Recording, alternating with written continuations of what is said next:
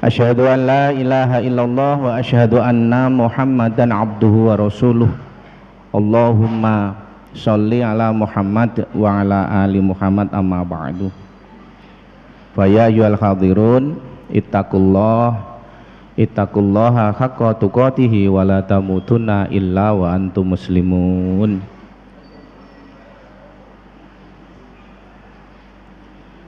Jamaah sholat maghrib dan isya yang dirahmati Allah, alhamdulillah kula lan panjenengan saged makempal silaturahim thalabul ilmi di rumah Allah yang mulia ini. Mudah-mudahan pepanggihan kula lan panjenengan wonten ing sonten dalu punika pikantuk ridho lan barokah saking Allah Subhanahu wa taala. Dipun paring rahmat lan ugi dipun pangapunten sedaya dosa lan kesalahan kula lan panjenengan. Ini saya ingatkan apa Bapak dan Ibu, karena ketika kita hadir dalam sebuah majelis seperti ini, malaikat tidak henti-hentinya untuk senantiasa berdoa agar orang-orang yang duduk di majelis taklim seperti ini diampuni dosanya dan mendapatkan rahmat. Nah, sering kita itu mendengar rahmat ya. Rahmat itu kasih sayang. Rahmate Gusti Allah ingkang dipun paring wonten ing donya punika nembe setunggal. Sing 99 benjang dipun paringaken menawi sampun wonten akhirat. Lah apa perlunya kita mendapat rahmat? Dengan adanya rahmat itulah yang akan menimbulkan kasih sayang di antara kita semua. Jangankan manusia, hewan pun mendapat rahmat dari Allah sehingga dia bisa menyayangi anaknya meskipun dia sebagai hewan yang ganas. Misalnya harimau yang luar biasa ganasnya itu, tapi dia tidak akan menerkam dan memakan anaknya. Kemudian kuda yang lari kencang seperti itu, kalau di depannya ada anaknya, dia otomatis bisa melompat supaya tidak menyakiti anaknya. Itulah rahmat. Kalau rumah tangga kita mendapat rahmat dari Allah, tidak akan terjadi permusuhan di antara orang tua dan anak, suami istri maupun yang ada dalam lingkungan itu. Karena apa? Rahmatnya Allah. Maka pentingnya rahmat itu di sini. Jika masjid ini mendapat rahmat dari Allah, ora geger antarane jamaah satu dengan yang lainnya. Itulah namanya pentingnya rahmat. Maka mudah-mudahan kita semua senantiasa mendapat rahmat dari Allah Subhanahu wa taala sehingga hidup kita senantiasa mendapatkan kasih sayang di antara kita semua. Baik Bapak dan Ibu yang berbahagia, mungkin pada malam hari ini saya akan menyampaikan salah satu orang yang akan menyesal besok di akhirat. Sebenarnya orang itu kalau sudah meninggal dunia juga ada yang menyesal. Yang namanya menyesal itu kalau sudah berlalu. Wong ki nek urung tahu nglakoni, urung ono penyesalan kalau sesuatu tidak terjadi apa yang dia inginkan. Jadi wong ki sing darani menyesal itu mesti neng belakang. Apa enten menyesal neng ngarep? Ngopo kowe? Menyesal. Lah kok menyesal? Lah arep nindakne iki mboten mungkin kan? Wah, tujokne mbiyen ngene kok. Nah, itu kan biasanya itu kan penyesalan. Ngerti ngono aku mbiyen sregep neng masjid. Oh, ngerti yo kan gitu. Ngerti yo jebule enek siksa, enek kenikmatan akhirat, ngerti yo mbiyen aku neng donya sregep leh ngibadah. Lah itu namanya penyesalan. Tapi munculnya penyesalan ini disebabkan karena apa? Manusia tidak mendengarkan. Tidak mau mendengarkan apa? Mendengarkan apa yang disampaikan oleh Allah gitu loh. Jadi kita ngaji ini sebenarnya kan tidak ada lain kecuali hanya menyampaikan pesan-pesan Allah Bapak dan Ibu. Makanya ketika orang itu mau menerima atau tidak, sebenarnya bagi orang yang menyampaikan ya warasatil anbiya maupun Rasulullah sendiri itu pun juga enggak ada masalah karena Rasul sudah diingatkan tugasmu itu hanya menyampaikan, tidak punya hak untuk memaksa orang itu mau ikut apa tidak. Karena apa? Suatu saat dia akan menyesal dengan sendirinya. Maka di sini ada beberapa ayat nanti kaitannya dengan orang yang menyesal.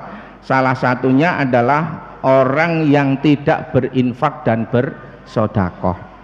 Nah ini ternyata ini termasuk orang yang menyesal, berinfak dan bersedekah. Tapi saya pernah mendengarkan kajian seorang ulama juga, saya pikir juga cukup viral itu nggih. Wong ki rasa sedekah nek jek duwe utang. Nggih, Coba niki mang resapi saestu. Wong ora perlu sedekah yen isih duwe utang. Sakniki kula takok, neng donya iki kira-kira wong sing ra duwe utang sapa? Nah, yang mestinya yang tidak bisa, yang tidak bersedekah bayar hutang itu kalau memang dia berhutang karena memang tidak bisa untuk hidup. Lah sakniki utang wis dadi kebudayaan. Nah, kalau hutang memang bisa membayar, lah mestinya kenapa tidak bersedekah? Lah nek ngono pengusaha-pengusaha besar itu hutang semua itu. Lah nek ngono wah ya penak banget ya.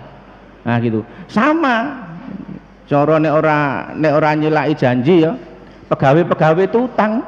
Wong ra utangnya ditawani utang karena dia melihat dia bisa membayar hutang. Kalau ini nanti jadi alasan dia bersedekah, maka akan betul tidak ada orang bersedekah itu. Alasannya apa? Nah, aku jadi utang kok. Nah kan susah kan? Nah ini makanya yang dimaksud itu mestinya ketika memang dia hutang untuk kebutuhan hidup sehingga dia memang tidak bisa apa-apa kecuali hidup dari hutang itu, maka hutang akan diprioritaskan untuk. Nah kalau ini sudah masuk dalam kategori seorang gharim ya, orang yang memang terkena beban hutang yang berat, lah itu mungkin lain persoalannya nggih. Tapi kalau hutang dalam pengertian secara umum, sekarang banyak orang kaya justru juga banyak hutang. Lah engko enek wong mara masjid, Pak niku ajeng bangun masjid nyuwun infak. Wah, aku cek utang kok. Pripun nek ngoten? Nah, ini makanya monggo ini diresapi nggih ayat ini, mudah-mudahan kita hubungkan dengan sifat manusia. Sifat manusia memang nanti kaitannya dengan harta itu akan ditampakkan oleh Allah melalui ayat-ayat ini. Nanti bisa dilihat dalam surat Al-Munafikun ayat 10. Al-Munafikun ayat 10. Wa anfiqu mimma razaqnakum min qabli ayyatiya ahadukumul maut fayaqula rabbi laula akhartani ila ajalin qarib fa asaddaqa wa akum minas sholihin walai yuakhirallahu nafsan idza jaa ajaluha wallahu khabirum bima ta'malun. Ini Allah sudah mengkhabarkan terhadap manusia nantinya ketika dia sudah meninggal dunia. Dan belanjakanlah atau infakkanlah sebagian dari apa yang telah kami berikan kepadamu sebelum datang kematian kepada salah seorang di antara kamu. Bapak dan Ibu, ayat ini mengatakan wa mimma, sebagian rezeki yang Allah telah berikan kepada kita. Jadi nek nyuwun sewu nek enten model ayo sedekah apa nek duwemu apa ayo disedekahne kabeh, semakin banyak sedekahmu semakin habis hartamu akan semakin banyak pahalanya. Nek kira-kira ini tak tawarin ning jamaah iki kira kersa mboten jenengan? Wis bondomu tokno kabeh dienggo sedekah nggih infak. Nek perlu kowe rene mulih mlaku, sing nggawa pit motor kuwi tinggal kabeh. Lah kula nate masalah Pak, nate melu apa itu miracle apa itu ya di hotel-hotel itu. Wah enek Pak sing omahe adoh nganti mlaku Pak. Bondone teng mriku diwehne kabeh duncal-uncal enten ngarep ngoten niku. Wah aku ora cocok iki aku nek karo tak balik ning surat Al-Munafikun ning surat Al-Baqarah nggih. Karena apa? Sebagian karena manusia itu masih mempunyai kewajiban-kewajiban yang lain. Misalkan orang tua ya masih punya kewajiban anak untuk mendidik, menghidupi keluarga dan sebagainya. Makanya kalau kita memahami dari sini adalah sebagian rezeki yang telah Allah berikan kepadamu sebelum kematian datang kepada seorang di antara kamu. Maka lalu ia berkata, ya Robku, mengapa engkau tidak menangguhkan kematianku sampai waktu yang dekat yang menyebabkan aku bisa bersedekah dan aku termasuk orang-orang yang soleh. Nah ini, jadi ternyata ketika di dunia ini memang ada orang yang sama sekali tidak mau berinfak, bersedekah, berzakat, itu ternyata mereka besok akan menyesal, bahkan minta dispensasi kepada Allah agar diberi waktu umur panjang, agar diberi waktu umur panjang. Untuk apa? Untuk beramal soleh dan bersedekah seperti yang dianjurkan oleh Allah Subhanahu wa Ta'ala. Namun ayat itu dijawab oleh Allah dalam surat yang sama ayat 11. Maka dikatakan, dan Allah sekali-kali tidak akan menangguhkan kematian seorang apabila telah datang waktu kematiannya. Dan Allah Maha mengenal apa yang kamu kerjakan. Nah, dari sini sebenarnya manusia ini diingatkan bahwasanya kapanpun manusia ketika dipanggil oleh Allah, ukuran kematian seseorang itu ternyata tidak semata-mata berdasarkan umur. Nggih, mula wong urip kuwi nek wong Jawa ngarani kaya dene buah kelapa. Bapak dan Ibu saged mendet filosofi buah kelapa. Buah kelapa itu ternyata isih kembang apa isih cengkir niku iso wae jatuh. Mungkin cara anu rada gede sithik ya mungkin bisa jatuh. Tapi enten sing tuwek banget ten dhuwur nganti tukul kentose ora jatuh-jatuh juga ada. Itu gambaran apa? Bahwa kematian itu standarnya bukan hanya umur. Banyak orang yang masih muda meninggal dunia dan bahkan itu pun juga tidak bilang apa-apa, dan bahkan yang tua sekali tidak meninggal juga banyak. Ngantek sing ngopeni jeleh barang yo enek. Nggih. Sing ngopeni jeleh yo enek. Nah, ini artinya apa? Artinya bahwa manusia ini kalau sudah ditentukan ajalnya, ketika dia harus meninggal dunia, Allah tidak akan menangguhkan apakah itu dimajukan atau dimundurkan. Makanya ini yang perlu dipersiapkan. Kapanpun kita dijemput oleh Allah untuk menghadapnya, maka kita sudah mempersiapkan diri. Maka pada waktu manusia masih hidup di dunia, mengeluarkan harta baik infak, sedekah, zakat memang mengalami kesulitan karena ada penghalang. Lah ini Bapak dan Ibu. Jadi orang berinfak, bersedekah, zakat itu memang ada penghalangnya. Makanya tidak semua orang bisa menjadi seorang dermawan, menjadi orang yang ahli sedekah. Tidak semua orang bisa begitu. Kecuali orang yang bisa memerangi yang menghalangi itu apa, kan gitu.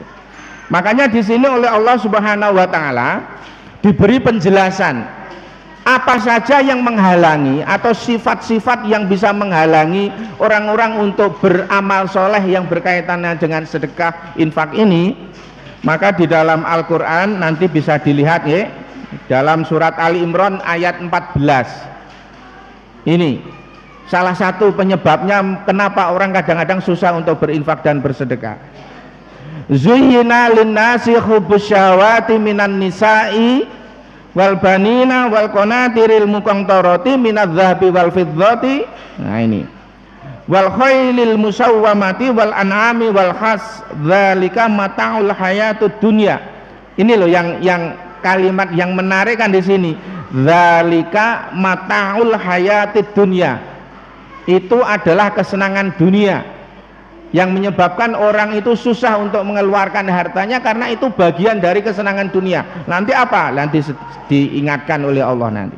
Nah, kemudian oleh Allah tutup ayat ini, wallahu indahu husnul ma'ab. Nah, jadi dijadikan indah pada pandangan manusia kecintaan kepada apa-apa yang diinginkan. Jadi manusia itu ada kecenderungan mencintai sesuatu yang memang sesuatu yang dicintai itu sesuatu yang menarik. Kalau tidak kita selak terhadap hati kita, coba ini nanti dicermati. Betul enggak manusia ini mencintai hal-hal seperti ini? Apa itu? Satu, ya, yang pertama adalah minan nisa.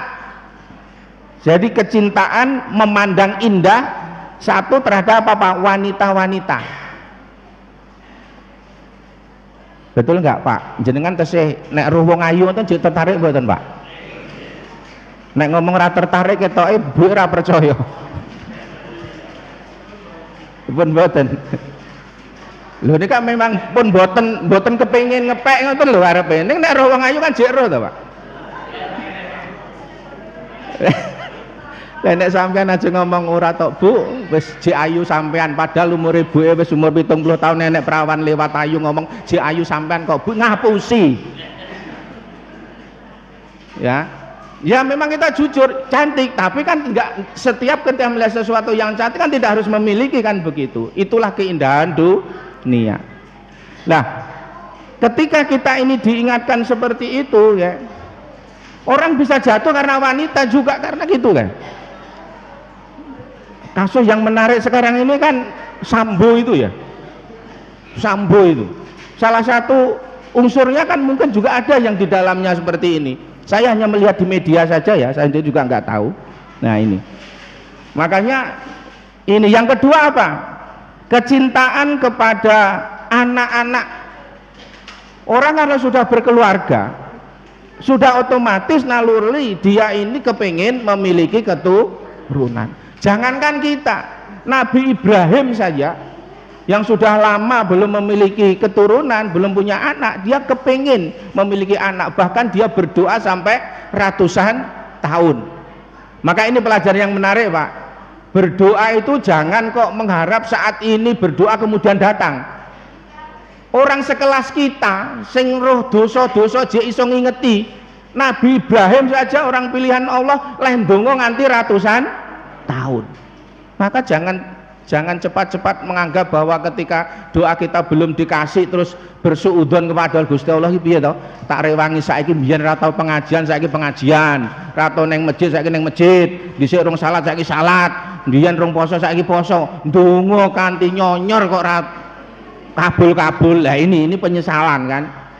Lah makanya dibutuhkan apa? Namanya kesabaran. Berdoa itu perlu diulang-ulang, seperti beribadah itu juga diulang-ulang Bapak dan Ibu. Sebagai dicontohkan di dalam apa? Orang haji itu tawaf itu sampai 7 kali, diulang, sa'i 7 kali, jamarot berapa kali, diulang. Artinya apa? Ini sebenarnya di samping ada hikmah kita itu bisa bermanis-manis dengan Allah dengan doa kita. Kalau kita berdoa dengan sesuatu yang kita inginkan kepada Allah itu mesti kan kedekatan kita juga sangat jauh, ya sangat dekat. Nah ini, maka anak ini adalah merupakan bagian yang merupakan kecintaan orang tua kepada anak, itu sudah menjadi kodrat manusia. Makanya kalau ada orang menginginkan anak, ya ini. Tapi kalau ketika sudah diberi anak, ingat anak juga menjadi ujian bagi manusia. Nah, makanya ini amanah tapi sekaligus juga ujian. Tapi orang juga tidak bisa menyalahkan kalau seandainya terpaksa anak itu pun tidak sesuai dengan apa yang kita inginkan. Kita juga tidak boleh menilai bahwa itu sebuah kegagalan orang tua kalau orang tua sudah berusaha untuk melakukan seperti itu. Karena apa? Dalam sejarah konteks Nabi pun ternyata orang tuanya alim, anaknya bisa tidak alim, kan begitu. Nah ini makanya hal ini bisa dijadikan pelajaran bagi kita. Yang berikutnya apa? Harta. Lah ini harta. Jadi memang orang cenderung menyukai sesuatu yang disenangi. Di samping dua tadi, wanita, kemudian anak, kemudian harta. Harta ini terbagi menjadi beberapa hal. Ya, di dalam ayat tadi dikatakan harta ini diantaranya adalah satu jenis emas, perak. Nyun sewu, ibu-ibu, nek ora selak jenenganku nek duwe emas kating kerempyong ngono seneng napa mboten? Rasah mesem, nek mesem mesti cocok.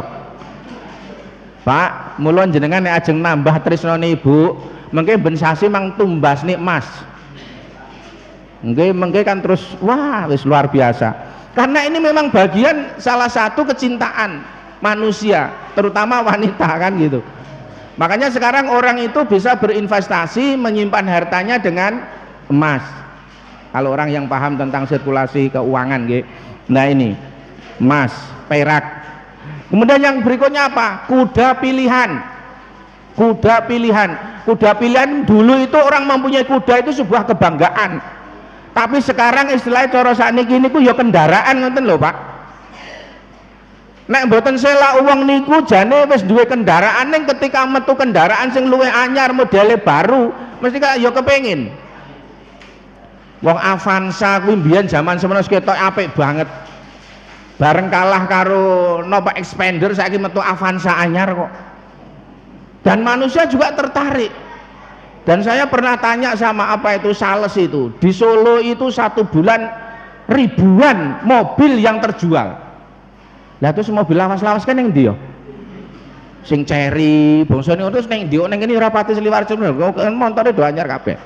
Nah ini makanya ini, jadi ketika ada orang kok kepengen ganti-ganti kendaraan, sepeda motor mang bayan ke tahun 75 pakai yang mau turut-turut kan gunanya padha to niku. Nggih nganter jenengan ten pundi? Kali sakniki mang tumpaki kendaraan sing NMAX barang niku kan nggih padha mau ditumpaki. Ning nyatane ketika jenengan disodori sesuatu yang lebih baru, lebih bagus modelnya, kita manusia tertarik juga. Dan ternyata di Indonesia adalah manusia yang paling konsumtif. Nggih, jadi kepengen gonta-ganti kendaraan itu terbukti mang Qur'ane pun ngendikane ngoten kok. Wong iki kepenginan barang-barang anyar niku. Opone saiki saingane NMAX ganti PCX. Kanca kula ngarani motor picek. Lah PCX niku nek diwaca jare picek gitu. Nah ini. Ternyata banyak orang yang cinta seperti itu. Lah ini. Kadang-kadang kemudian yang berikutnya apa? Binatang-binatang ternak. Ya, binatang ternak.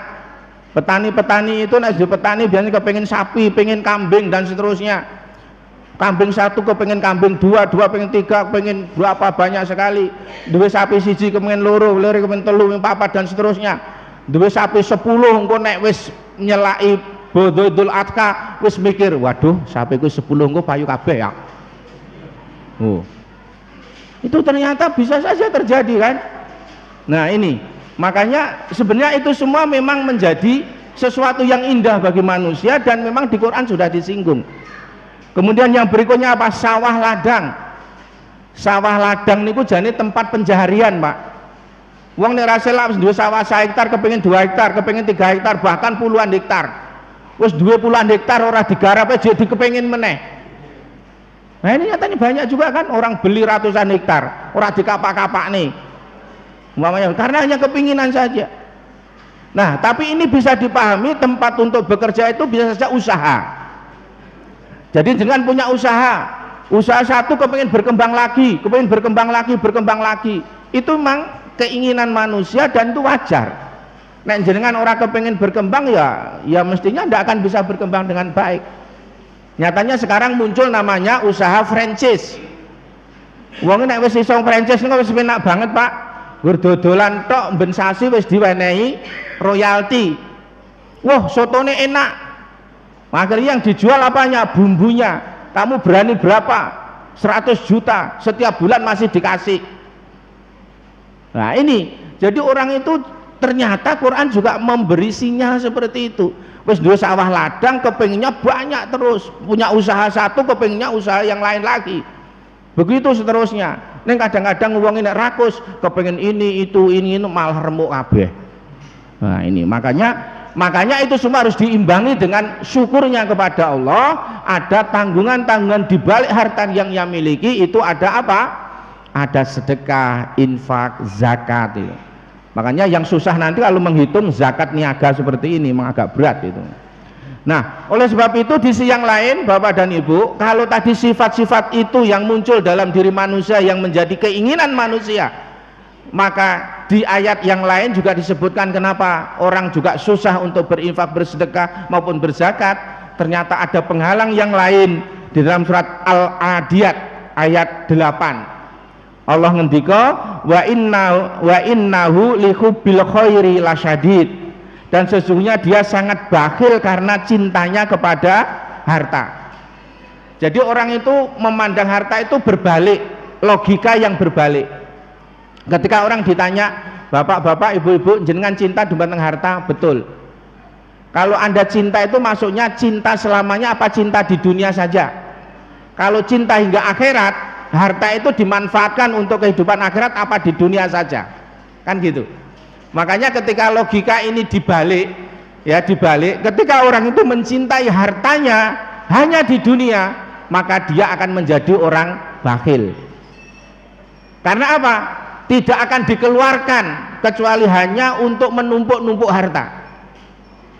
Tapi kalau cintanya harta itu betul-betul kepingin harta ini menjadi sampai di akhirat, maka harta ini akan dibelanjakan di jalan Allah, kan gitu. Sebesar apapun, sekecil apapun, itulah nanti yang akan menemani dia, yang akan membela dia ketika menghadap Allah Subhanahu wa taala. Di dalam hadis itu kan ngendikaken nggih, yatba'ul mayyita salah satun fayarji usnani wa yabqa wahidun. Orang yang meninggal dunia itu diikuti oleh 3 hal. 1, keluarganya, ahluhu wa maluhu, hartanya, wa amaluhu, amalnya. Fayarji ngusnani wa yabqa wahidun. Yang 2 kembali, yang 1 mengikuti setia, mengikuti menghadap Allah. Apa itu? Yang kembali adalah keluarganya dan hartanya, dan yang 1 amalnya setia mengikuti sampai dia nanti menghadap Allah. Lah kok harta bisa kembali, apa maksudnya? Keluarga kembali, apa maksudnya? Kalau di sini orang meninggal dunia itu biasanya keluarganya kepengen dikubur sisan apa ora? Ngoten nggih. Lah artinya kembali gitu loh. Jadi rakyat mau oleh nangis ngantek klesetan sampai semaput, nak wis dipendem ya nyatane aku sisan pendem ya ora. Kembali kepada siapa? Kembali kepada keluarganya masing-masing, kembali kepada aktivitas kehidupannya masing-masing. Nah, hartanya kembali. Tidak ada harta yang wis kono sisan bapak es mati sisan weh dipendem sisan. Iki nek emas 10 kilo dipendem, paling kok nek krungu tanggane dijudah kok bengi. Ya. Nah, ini jadi kembali siapa Bapak dan Ibu? Harta itu kembali kepada ahli waris. Jadi nek pun meninggal dunia, harta ini sudah bukan lagi menjadi milik orang yang mati. Karena apa? Kalau sudah meninggal dunia, harta itu sudah kembali kepada ahli warisnya. Maka saya sering mengatakan, wong Jawa kuwi nek istilah napa? Nek wong mati enek sing takok iki engko diterusne apa diinepke. Nggih, diinepke. Kula maka saya sering tanya, nginep kuwi ning omahe dhewe apa ning omahe wong liya? Nen? Ning omahe dhewe. Nginep kok ning omahe dhewe. Nah, wong nginep kuwi biasane kan ning omahe wong liya, padahal dhek mati ning omahe dhewe leh bangun nalika dhek isih urip. Maka gambarannya ketika sudah meninggal dunia, betul itu sudah bukan hak miliknya lagi, sudah menjadi miliknya orang lain, yaitu apa? Ahli waris. Makanya diinepne apa diterusne. Karena apa? Ketika dia betul sudah meninggal dunia, rumah itu bukan lagi menjadi rumahnya sendiri. Nah, ini. Kemudian yang setia mengikuti apa? Yang setia mengikuti adalah amalnya.